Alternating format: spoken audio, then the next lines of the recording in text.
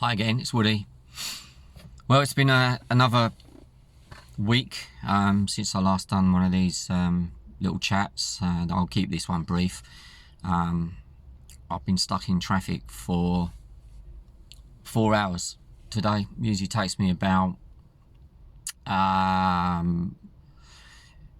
40 minutes to get in, but there was something happened in the Dartford crossing, so 4 hours of traffic, which gave me a lot of time to think and sort of like not plan, but have a little think about what I was going to say. During that time stuck in traffic, I was looking at people getting stressed, and I thought, you know what, I really don't want to get stressed. I've got cancer, you know, life's stressful enough with that. Do I need to add on to it by, you know, feeding myself more stress?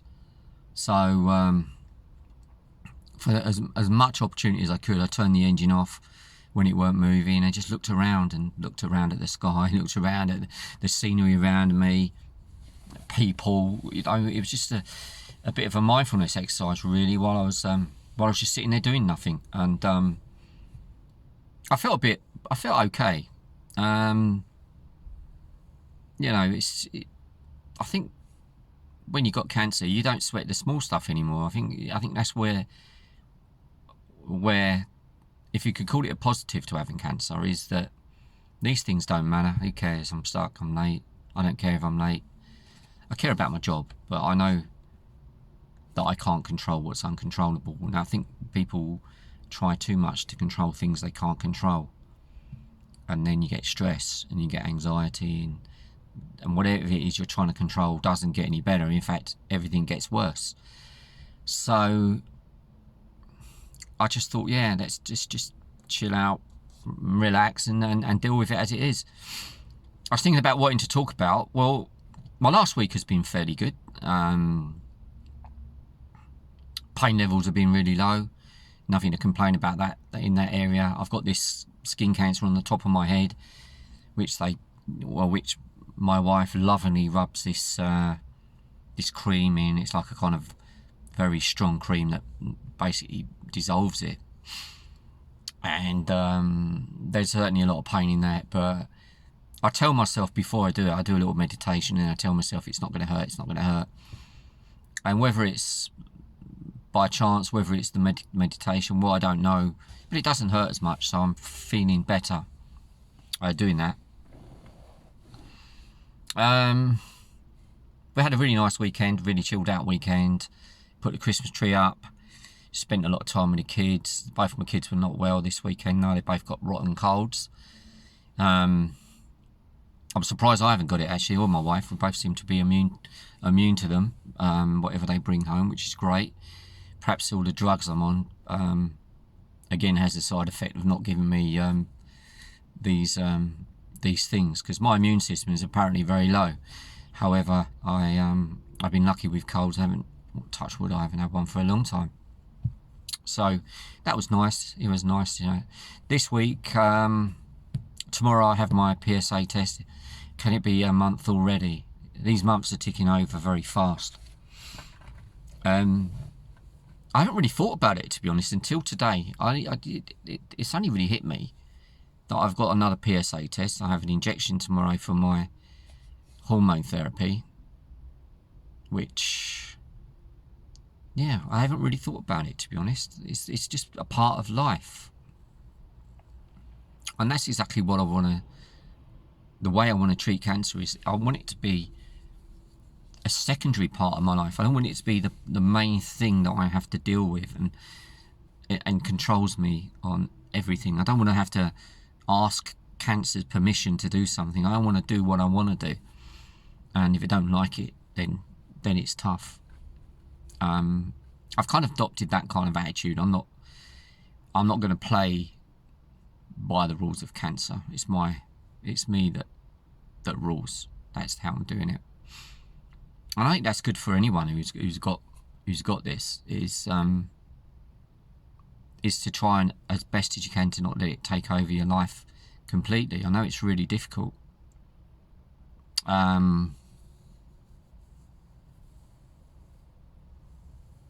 I get on with life. I find that a little bit of worry creeps in every now and again. When I get worried, it's because my thoughts are going to the future. It's that mind-body connection again. When I get worried, it means I'm thinking about what if. I have no idea what the future will bring. And if I sit and worry about it and contemplate it, I won't change it. In fact, I'll probably make it worse. The time I want to be good is now, in the present moment. I want to spend my life not sort of waiting for the inevitable. I want to beat this thing, and I want to beat it by instructing my body with my mind to be in the present moment as much as possible. So yeah, I think this month has really been successful because I haven't wandered into that future territory a lot. I've tried to keep myself in the present, and therefore I haven't worried about the blood test tomorrow. I haven't worried about the injection. It's not very pleasant. The injection, I get 2 days of it really hurts for 2 days after. It is what it is. Again, it doesn't kill me. It doesn't stop me doing stuff. It's just a pain, and a pain that if I try not to pay attention too much to it, is not that bad. When I focus on it, it gets worse. So yeah, I think I'm definitely getting there with what I practice, what I preach. I do try and avoid going into the future. Who knows what anyone's future is anyway, really, I suppose. I like thinking about the past when I feel, if I'm feeling down. I like to bring things from the past that are good. And I find that when I sit down and empty my mind and really be quiet, and then think about the past, and I think about something nice in the past, do you know your brain doesn't actually realise that you're just thinking about it. It creates the same experience as if you're there, and I love that. And sometimes I used to be a ski instructor, 10 seasons in the Alps, and my wife is going skiing with the kids in February, so they've been doing these practice ski lessons on a dry ski slope, which we're lucky to have just around the corner from us in Chatham.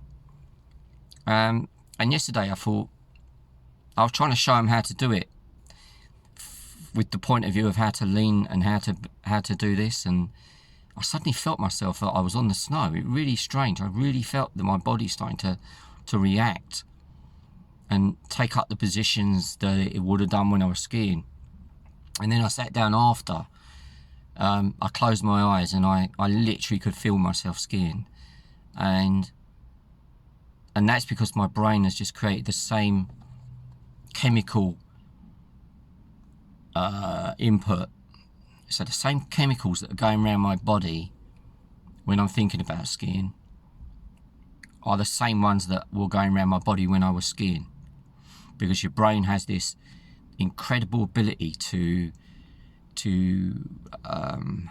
match your thinking, and it likes pattern matching. So what it does is if you for instance, you might be in your car and a song comes on the radio, and it might be a love song, and it might be a song that you had when you split up with someone, and you might have had a really bad feeling. Your heart will feel this. You'll feel exactly the same as you did. It'll just be like your brain has transported you back into that moment, and it might not last for long. and that happens every now and again. I think to everyone, you listen to that song or you smell something and you instantly transported back in time. But I use the going back in time to my benefit.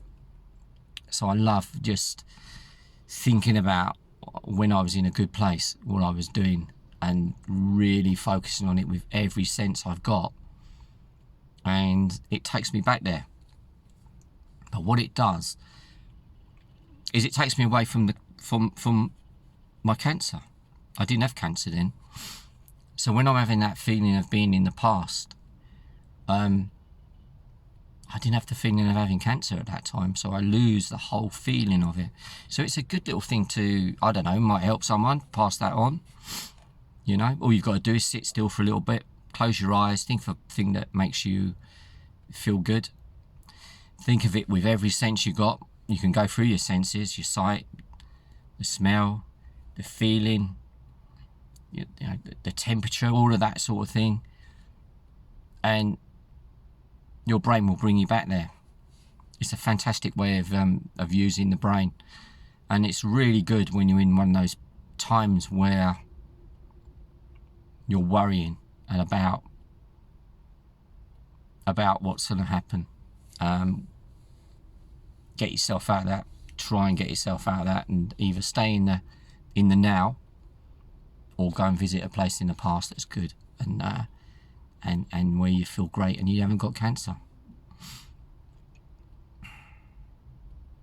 Anyway, I'm going to go because I have stuff to do. But please keep commenting. I love the comments that are coming through. Quite a few people are subscribing as well. I never thought people would subscribe to me talking about this sort of stuff and about my fight with cancer. My fight, my journey, my adventure. It's amazing that people are watching it. So yeah, if you like it, leave a comment. If you've got anything you want to ask, there's people talking to each other, which is amazing. I always felt alone. I'll just finish this last bit. I always felt alone when I was first diagnosed. Even family and friends around me, I still felt alone. And it's only us people that understand what it's like to have cancer. Our friends and family will do these lovely things, but they don't understand the way we feel.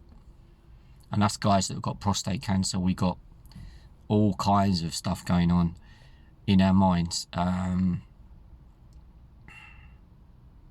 perhaps I'll talk about that next time, because I think the after effects of and the side effects of the treatment of prostate cancer are pretty devastating. So I'll perhaps have a little chat with you about how I feel and cope with those. So until next time, whatever you're doing, please take care. Have a great day. I'll speak to you again very soon. Bye for now.